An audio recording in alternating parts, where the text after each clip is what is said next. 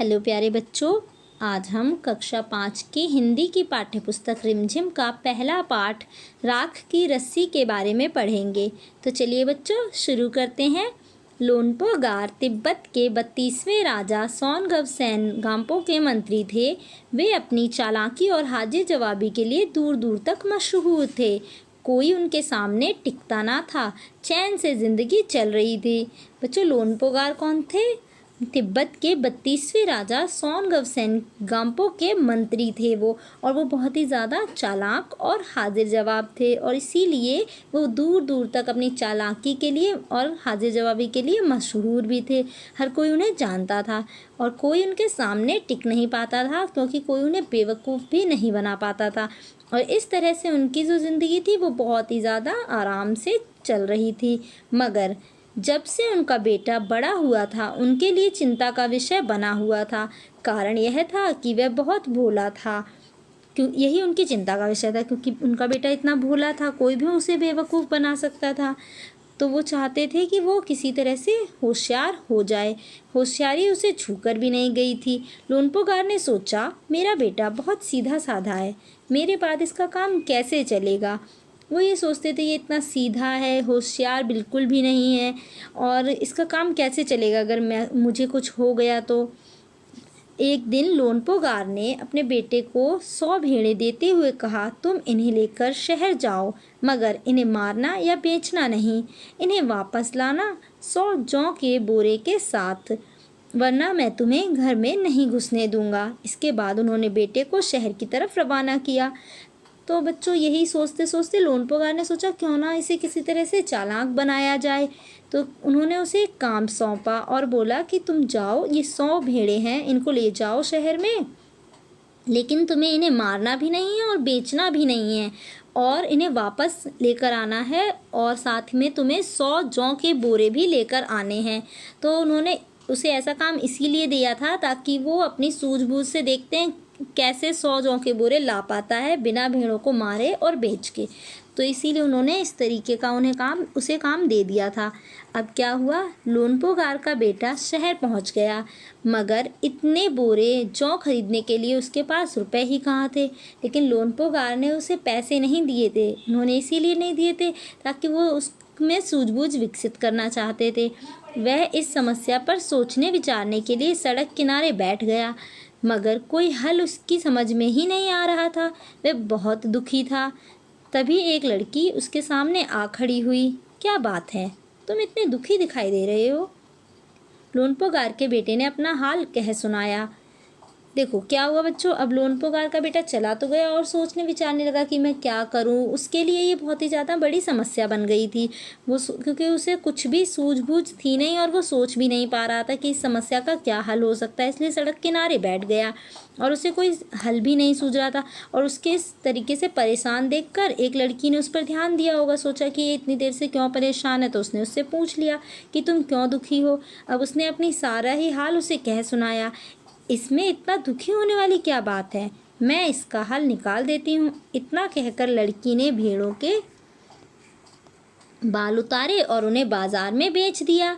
लड़की क्योंकि थोड़ी समझदार थी, चालाक भी थी, तो इसीलिए उसको आइडिया जल्दी से आ गया, और उसने कहा ये तो कुछ भी प्रॉब्लम वाली बात है ही नहीं। इन भेड़ों की इतनी जो ये इनके ऊपर बाल हैं, इनको उसने उतार दिया और बाजार में उनको बेच दिया। जो रुपए मिले उसने उनसे जौ के 100 बोरे खरीद कर उसे घर वापस भेज दिया। लोनपो गार के बेटे को लगा कि उसके पिता बहुत खुश होंगे। वो ऐसा सोच रहा था कि वो जब अपने पिता को ये सारी बातें बताएगा तो उसके पिता बहुत खुश होंगे, मगर उसकी आप बीती पर उन्होंने बिल्कुल ध्यान नहीं दिया।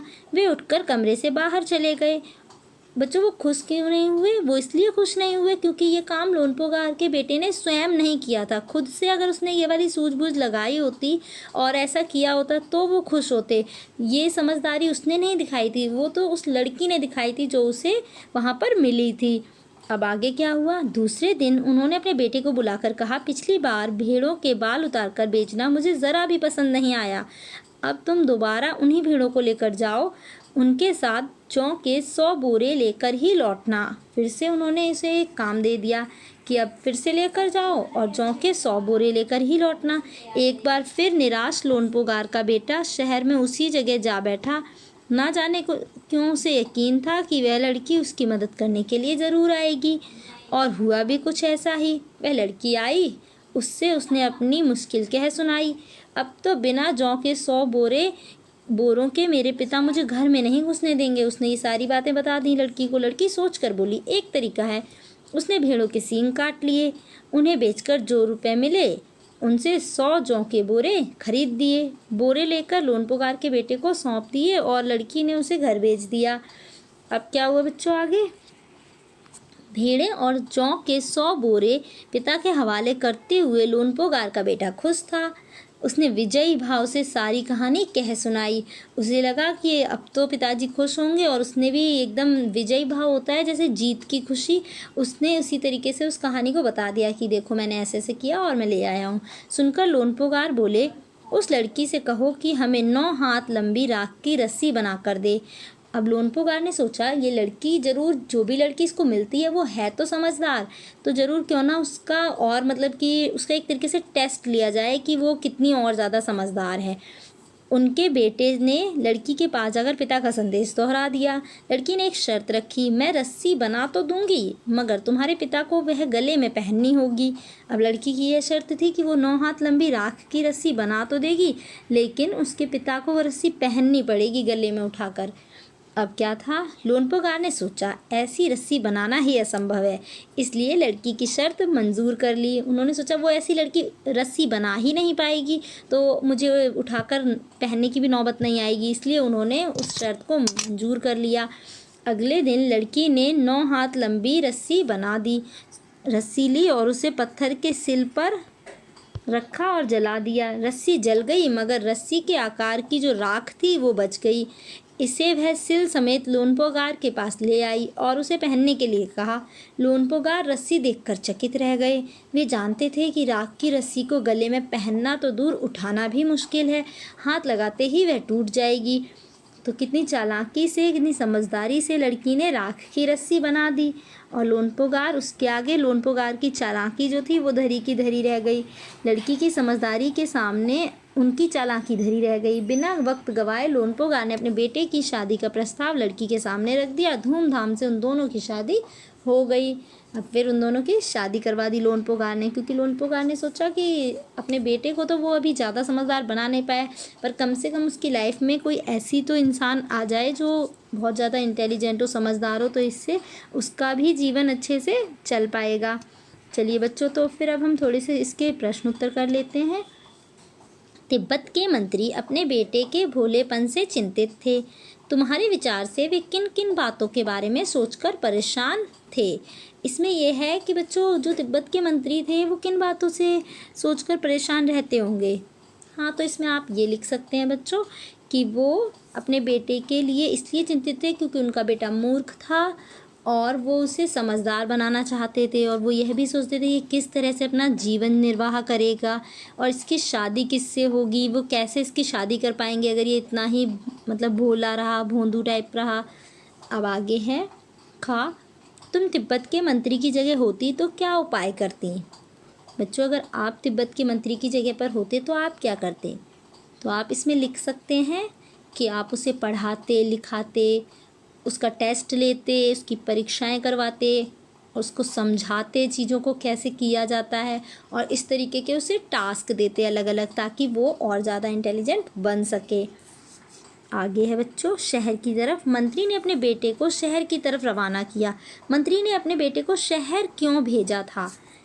तो इसका आंसर आप लिख सकते हैं, मंत्री ने अपने बेटे को शहर इसलिए भेजा था क्योंकि शहर में बहुत अलग अलग लोग आते हैं, अलग अलग जगह से, और वहाँ के लोग पढ़े लिखे होते हैं, समझदार होते हैं और थोड़े चालाक भी होते हैं, क्योंकि जो गांव की जनता होती है ज़्यादातर वो भोली भाली होती है और वो थोड़ी सी शहरी लोगों से कम चालाक होती है। खा, उसने अपने बेटे को भेड़ों के साथ शहर में ही क्यों भेजा था? तो इसका भी वही आंसर है कि शहर में इसीलिए भेजा था ताकि वह समझदार हो सके, दुनियादारी की चीज़ें सीख सके। आगे का है बच्चों, तुम्हारे घर के बड़े लोग पहले कहाँ रहते थे, घर में पता करो। आसपास ऐसे किसी व्यक्ति के बारे में पता करो जो किसी दूसरी जगह से आकर यहाँ पर रह रहा है, बस गया हो, और उनसे बातचीत करो और जानने की कोशिश करो क्या वे अपने निर्णय से खुश हैं, क्यों। एक पुरुष, एक महिला और एक बच्चे से भी बात करो। यह भी पूछो कि उन्होंने वह जगह क्यों छोड़ दी है। आप अपने घर में भी पता कर सकते हो कि उनके जो पेरेंट्स हैं या उनके दादा दादी हैं वो कहाँ से, जैसे अगर मान लो आप दिल्ली में रहते हैं तो आपके जो दादा दादी हैं वो कहाँ रहा करते थे पहले, आपके माता पिता कहाँ रहा करते थे, वो वहाँ से दिल्ली क्यों आ गए इस शहर में रहने, और उन्हें यहाँ रहकर कैसा लग रहा है, क्या वे अपने निर्णय से खुश हैं। इस तरह के कुछ क्वेश्चंस आप पूछ सकते हो। जौ एक तरह का अनाज है जिसे कई तरह से इस्तेमाल किया जाता है। इसकी रोटी बना जाती है, सत्तू बनाया जाता है, सूखा भून कर भी खाया जाता है। और अपने घर में, स्कूल में बातचीत करके कुछ अनाजों के नाम पता करो और यहाँ पर लिखिए। जैसे यहाँ पर बच्चों गेहूँ लिखा हुआ है, जौ लिखा हुआ है, तो आप और भी अनाज लिख सकते हैं जैसे मक्का, ज्वार, बाजरा, धान, कुछ भी लिख सकते हैं। ठीक है बच्चों। ओके बच्चों, थैंक यू।